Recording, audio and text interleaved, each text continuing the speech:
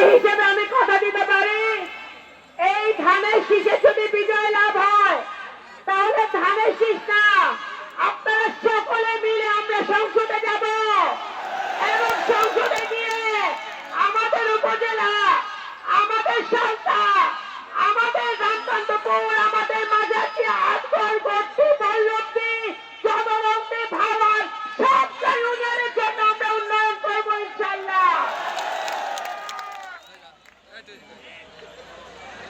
এত মিছিলে যারা আসতেছে এই ভাইদেরকে, মুরব্বীদেরকে বলি 12 তারিখে কিন্তু সকাল সকাল ভোট কেন্দ্রে যেতে হবে।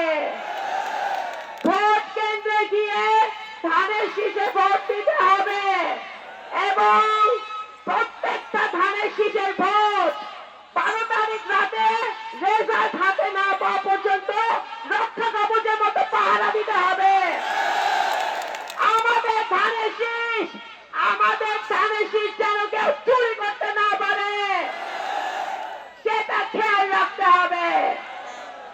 আপনাদেরকে আমি অনুরোধ করে বলছি, আপনাদের মেয়ে হিসেবে আগামী 2 দিন অত্যন্ত এবং 2 রাত অত্যন্ত শান্তিপূর্ণ ভাবে ভোটের কাজ, নির্বাচনের কাজ করতে হবে।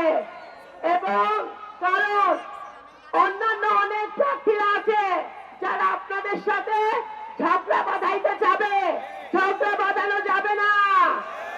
শান্তিপূর্ণ ভাবে আমাদের 12 তারিখ সকাল 7:30 থেকে বিকাল পর্যন্ত ভোট দিতে হবে, ধানের শীষকে বিজয় লাভ করাতে হবে।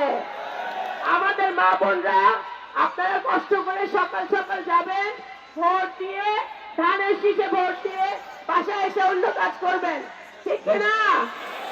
ইনশাআল্লাহ। নেত্রী, আমরা দেখতে পাচ্ছি বল্লভী থেকে দক্ষিণ হলিয়ার লিটন